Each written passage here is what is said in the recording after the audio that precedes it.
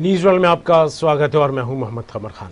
उत्तर प्रदेश धर्मांतरण अध्यादेश लाने वाला पहला राज्य बना। इस अध्यादेश पर राजनीति तो खूब परवान चढ़ी, लेकिन इसका अब एक अलग अंदाज में विरोध भी सामने आया है। यह विरोध किसी सियासतदार ने नहीं बल्कि पूर्व प्रशासनिक अधिकारियों ने किया है। उत्तर प्रदेश सरकार को 104 पूर्व IAS अधिकारियों ने पत्र लिखकर कहा है, विवादास्पद धर्मांतरण विरोधी अध्यादेश ने राज्य को घृणा, विभाजन और कट्टरता की राजनीति के केंद्र को बना दिया है। हालांकि कई मामलों का हवाला देते हुए अध्यादेश को वापस लेने की मांग पूर्व प्रशासनिक अधिकारियों ने की है। ऐसे में कई सवाल उठने लगे। तो वहीं जिस तरह देखा जाए, उत्तर प्रदेश पहला राज्य तो बना लव जिहाद कानून लाने को लेकर, लव जिहाद के खिलाफ कानून लाने को लेकर, तो मध्य प्रदेश दूसरा राज्य यहां पर बनता दिखाई दिया है देश में। लेकिन इस पूरे कानून को लेकर जिस तरह से बात की जाए तो अब विरोध के सुर अब तक तो विपक्ष उठाता दिखाई दे रहा था, लेकिन अब IAS अधिकारियों ने भी पत्र लिखकर योगी आदित्यनाथ से कहा है, मांग की है कि इस अध्यादेश को वापस लिया जाए। इस पत्र के बाद क्या कुछ सियासत देखने को मिल रही है, क्या कुछ तस्वीरें निकलकर सामने आ रही है और क्या सरकार का रुख देखने को मिल रहा है, इसी पर करेंगे बात खास खबर में।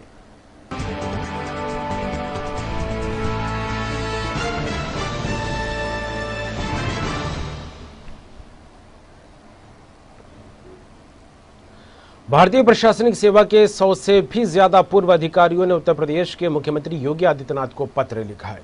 कड़े और स्पष्ट शब्दों में लिखे गए पत्र में ब्यूरोक्रेट्स ने चिंता जाहिर करते हुए कहा है, प्रदेश नफरत, भेदभाव और कट्टरता का केंद्र बन गया है। पूर्व अधिकारियों ने धर्मांतरण विरोधी अध्यादेश को तत्काल प्रभाव से वापस लेने की मांग की है। CM योगी को संबोधित कर लिखे गए इस पत्र में 104 पूर्व IAS अधिकारियों के हस्ताक्षर हैं। इनमें देश के पूर्व सुरक्षा सलाहकार शिवशंकर मेनन, पूर्व विदेश सचिव निरुपमा राव, PM के पूर्व सलाहकार TKA नायर शामिल है। पत्र में लिखा है, एक समय गंगा जमुना सभ्यता के पोशाक रहा यूपी अब नफरत, भेदभाव, कट्टरता की राजनीति का केंद्र बन गया है। पत्र में सरकारी संस्थाओं पर सांप्रदायिक जहर में डूबने का आरोप भी लगाया गया है।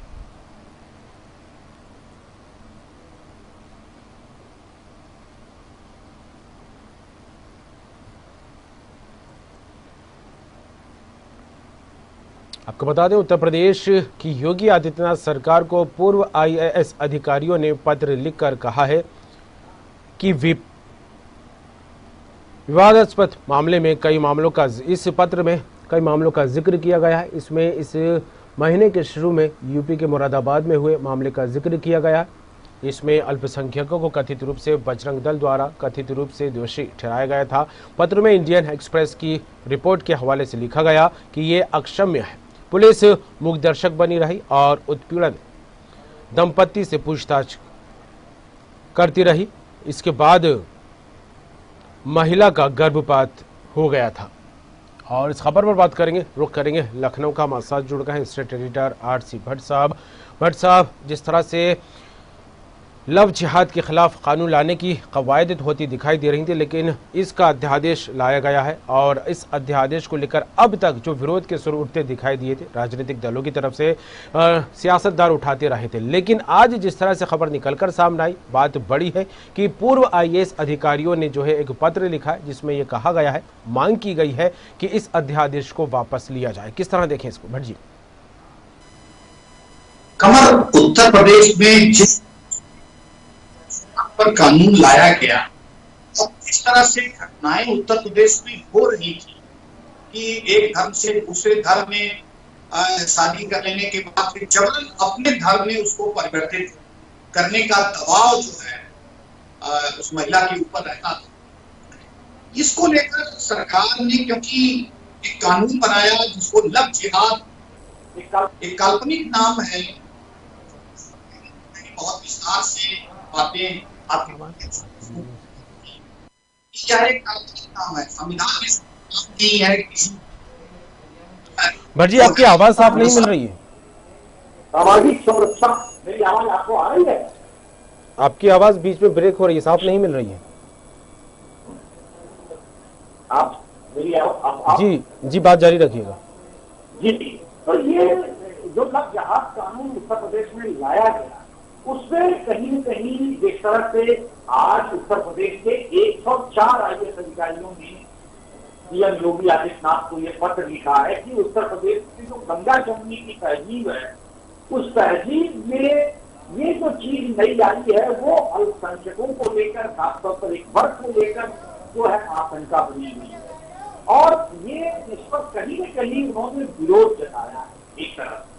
तो साफ तौर पर जिस तरह से लव जिहाद का कानून उत्तर प्रदेश में लाया गया कि एक धर्म से दूसरे धर्म में शादी करने के बाद धर्म परिवर्तन का बड़ा दबाव रहता है, उसका डराया धमकाया जाता है, उसको संपादित किया जाता है, उसको लेकर सरकार को लगा था क्योंकि उत्तर प्रदेश में कुछ घटनाएं इस तरह की कुछ घटनाएं हुई थी, लेकिन सामूहिक रूप से कोई बड़ी घटना नहीं हुई थी जिससे ये एक मजबूत कानून लाने की बात है। हालांकि मध्य प्रदेश में भी इस कानून को लाया गया है, उत्तर प्रदेश में भी ये कानून लाया गया है, लेकिन एक वर्ग जो खासतौर पर अल्पसंख्यकों का है उसको लेकर कहीं न कहीं मन में उनके डर बैठा है। जिस तरह से अगर हम बात करें मुरादाबाद की घटना को लेके, इस घटना को लेके तमाम लोग जो है आशंका जता रहे हैं कि जिस तरह से लव जिहाद को लेकर कानून लाया गया है और उसमें जिस तरह से प्रताड़ना किया जा रहा है, पीड़ित किया जा रहा है कि अगर कोई अल्पसंख्यक किसी हिंदू परिवार की महिला से या लड़की से शादी करता है तो उसके खिलाफ जो है वो सरकार कार्रवाई करती है। लेकिन सरकार ने इसमें जो लव जिहाद में जो कानून है उसमें विधान बनाया है कि बाकायदे जिलाधिकारी को आप सूचित करें वहां से परमिशन में, और लेकिन संविधान में इस तरह की चीजें नहीं है। कोई हर व्यक्ति स्वतंत्र है, कहीं भी शादी कर सकता है, किसी से भी जो है वो किसी धर्म में जा सकता है। इस पर कड़ा एतराज कहीं कहीं उत्तर प्रदेश से इस पर जा रहे सरकार ने जताया है। गंगा जमुनी की तहजीब उत्तर प्रदेश है, सीधे तौर पर उन्होंने कहा है कि यह तहजीब जो है कहीं न कहीं बिगड़ी है और उसके साथ साथ वो धर्मांतरण का केंद्र सरकार ये मानती है कि उत्तर प्रदेश कहीं धर्मांतरण का केंद्र बन जाए, उसको लेकर उनका ये कहना है कि इस पर सरकार जो है ज्यादा काम कर रही है। जी बिल्कुल भट्ट जी, लेकिन जिस तरह से इस पत्र में बात कही गई है कि प्रदेश नफरत, भेदभाव और कट्टरता का केंद्र बन गया है, लेकिन ऐसे में सवाल यही उठता दिखाई दे रहा है कि उत्तर प्रदेश की जब जब नाम बात आती है तो आपराधिक मामलों को लेकर, बढ़ते हुए ग्राफ को लेकर बात कही जाती है और इसी से जुड़ी हुई बातों को लेकर जिक्र भी अक्सर किया जाता है। लेकिन तकरीबन 1 महीने का वक्त हो गया इस अध्यादेश को लाए हुए, तब से लेकर अभी तक अगर देखा जाए तो आपराधिक मामले तो वैसे भी पहले लेकर कई सवाल निशान उठते रहे और अभी 1 महीने के अंतराल में देखा जाए तो क्या तस्वीरें सामने आई इस अध्यादेश से जुड़ी हुई? देखिए, इस पर जो अध्यादेश उत्तर प्रदेश सरकार द्वारा लव जिहाद को लेकर लाया गया है, साफ शब्दों में जिस तरह से कानून बना है उस कानून में सीधे तौर पर इसमें शासन से यानी जनपद से, जिलाधिकारी स्तर से परमिशन लेने की बात है कि अगर आप धर्म परिवर्तन करते हैं या इस तरह का काम करते हैं, दूसरे धर्म में आप शादी करते हैं तो निश्चित रूप से इस पर आप अनुमति लीजिए, बाकायदे एक टाइम बाउंड दिया गया है। लेकिन जिस तरह से उत्पीड़न की बात सामने आ रही है, यानी कि अगर अल्पसंख्यक वर्ग का व्यक्ति किसी दूसरे धर्म में शादी करता है और शादी करने के बाद फिर वो अपनी उस पत्नी को अपने साथ रखता है तो वो कहीं न कहीं उत्पीड़न की बात कह रहा है कि हमारे ऊपर मुकदमा दायर कर दिया जाता है, हमारे भाभी और हमारे भाई, हमारे परिवार के ऊपर मुकदमा किया जाता है। जबकि लड़की राजी है, लड़का राजी है, सहमति से लोग शादी करते हैं, एक दूसरे को वर्गों से जानते हैं।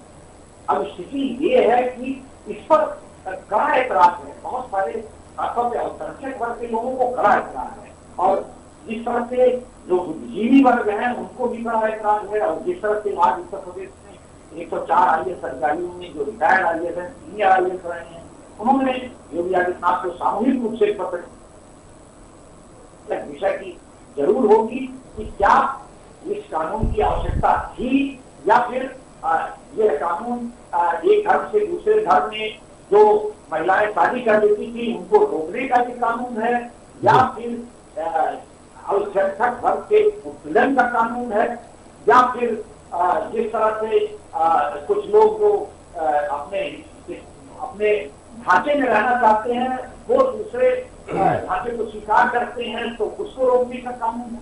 ये तमाम चीजें निकल कर कमर आती हैं और निश्चित रूप से जो है सरकार हुकूमत की है, कानून बनाने का अधिकार है और जिस तरह से वो काम करेगी, अगर ये पक्षी होगा तो विरोध तो होगा।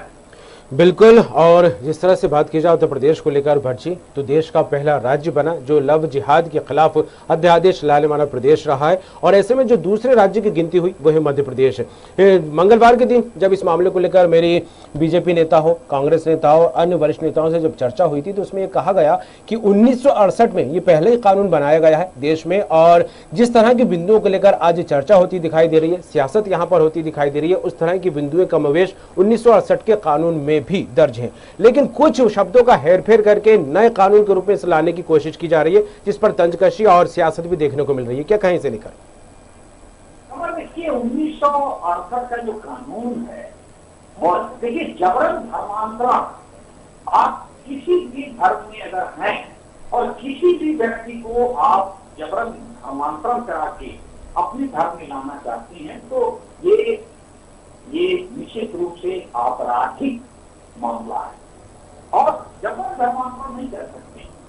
आप देखें छत्तीसगढ़ में बहुत साल पहले से झारखंड में तमाम जो ईसाई मिशनरियां हैं वो लोगों को अपने धर्म में प्रभावित करके ले आती हैं। तमिलनाडु की बात करें, केरल की बात करें, अन्य राज्यों की बात करें तो बहुत सारे राज्यों में अब ये देखने को मिलता है कि बहुत सारी ईसाई मिशनरियां जो है वो हिंदू धर्म के लोग अन्य धर्म को अपने धर्म में लेकर ईसाई बनाते हैं, वो क्रिश्चियन धर्म स्वीकार करते हैं। एक धर्म से दूसरे धर्म में जाना ये कोई अपराध नहीं है, लेकिन जबरन धर्मांतरण कराना, उसको मारना पीटना, उसको जबरदस्ती अपने धर्म में स्वीकार करना, ये निश्चित रूप से आपराधिक मामला है। और आप एक धर्म के होकर दूसरे धर्म से भी अगर आप हैं तो वो आप विवाह कर सकते हैं। आप अगर कमर इस पर नजर डालें तो शीर्षक तमाम जो देश के तमाम बड़े नेता हैं, अगर उनकी बात करें तो खुद हिंदू हैं, मुस्लिम युवती से शादी किया उन्होंने, आज सफल उनका जीवन दाम्पत्य जीवन चल रहा है।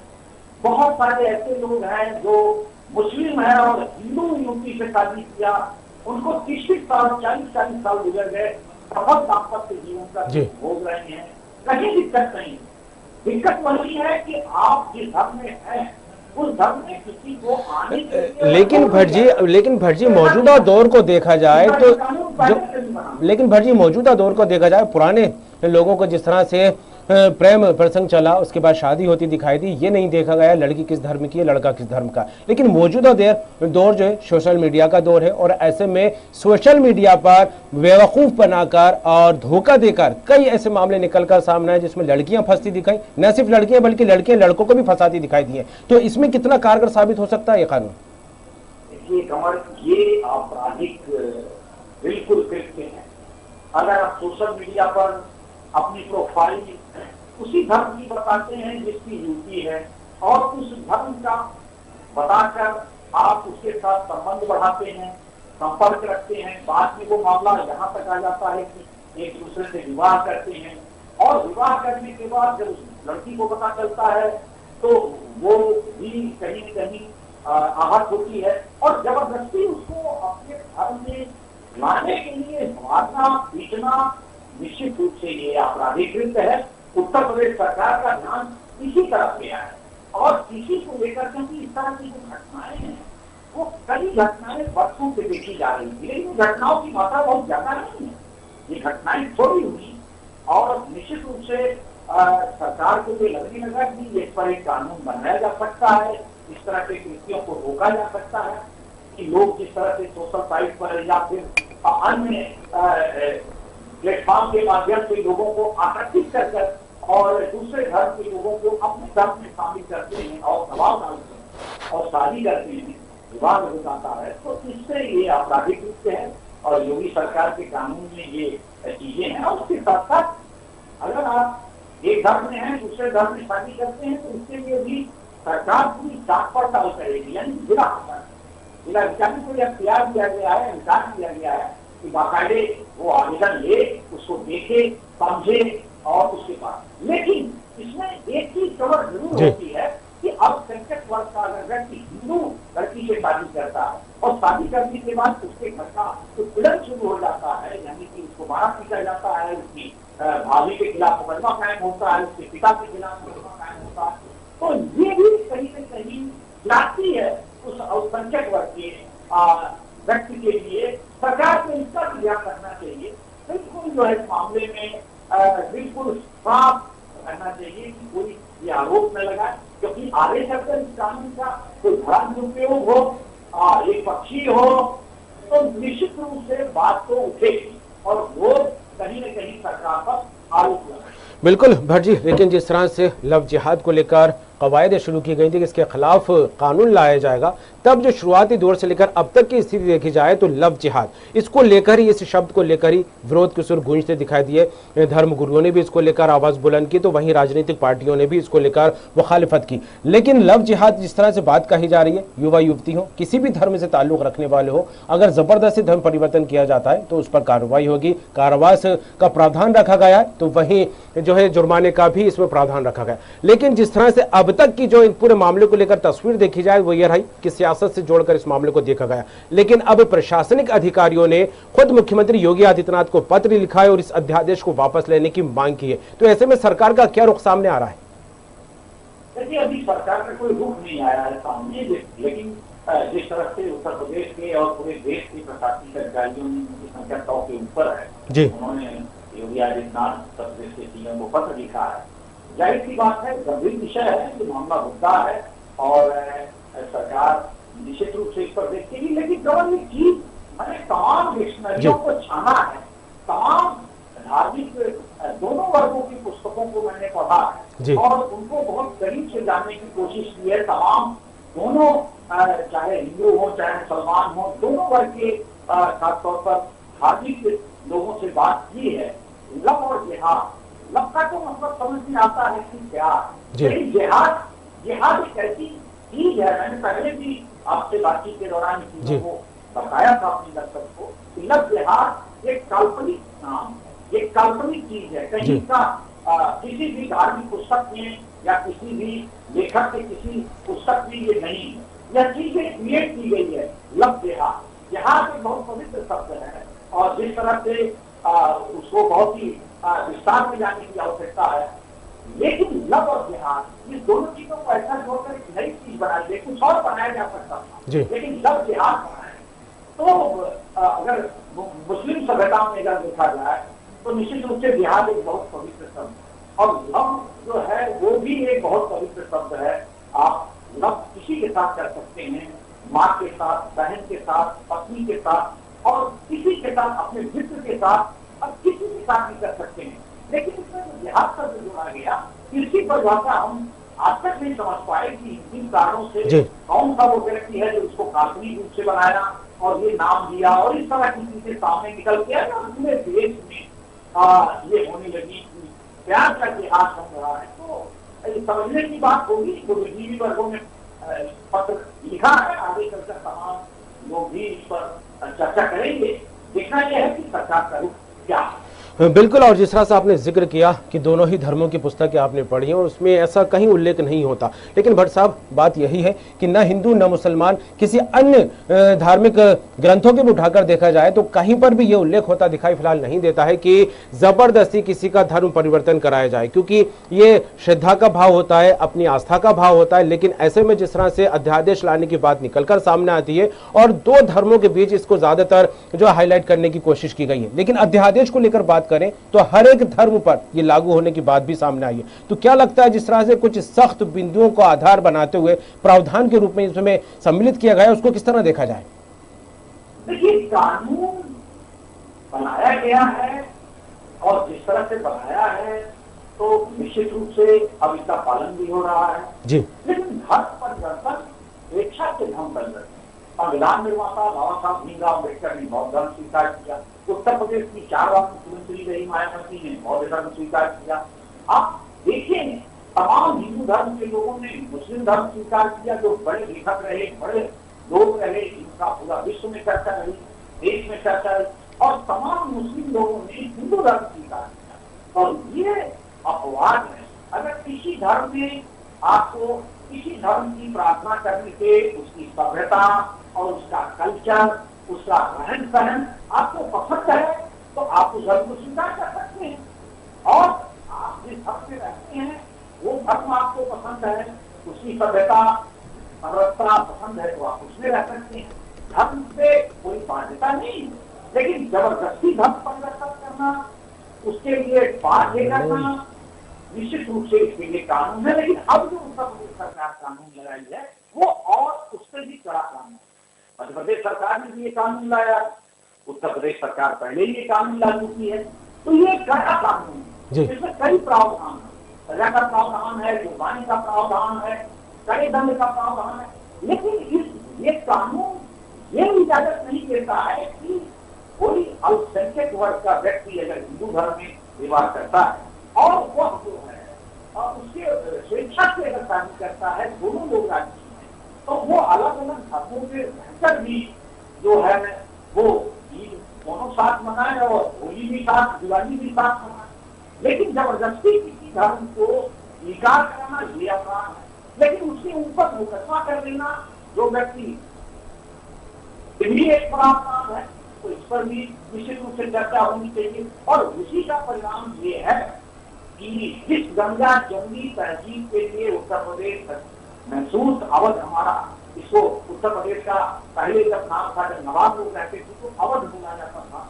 अवध की गंगा जमुनी जो तहजीब है वो बड़ी ही मशहूर रही है। और खासतौर पर अवध की जो नवाब हुआ करते थे, उनके जो दीवान हुआ करते थे, वो कायस्थ होते थे, हिंदू होते थे। पूरा विश्वास रहता था कि हमारे खजाने की चाबी इस हिंदू के पास रहेगी तो बहुत मजबूत रहेगी। और उन्होंने प्राण दे दिया, जान दे दी, मगर कभी भी जो है उन्होंने नवाब साहब के खजाने पर, उनके धन पर किसी को जो है हाथ लगाने नहीं दिया।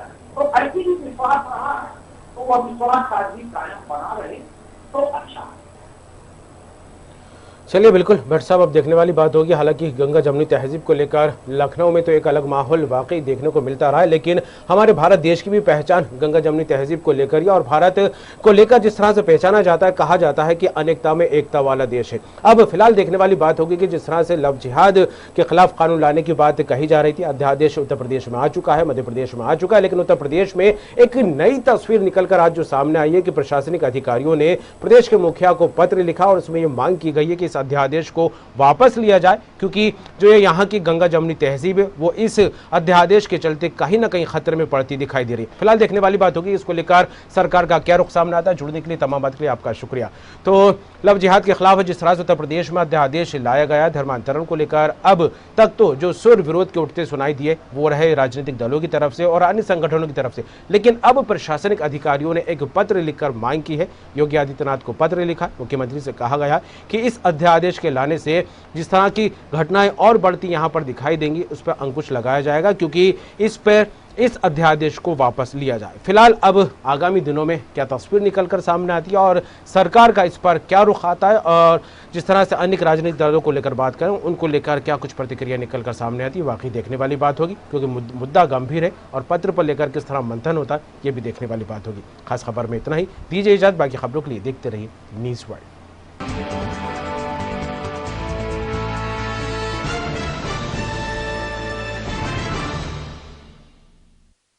इस कार्यक्रम के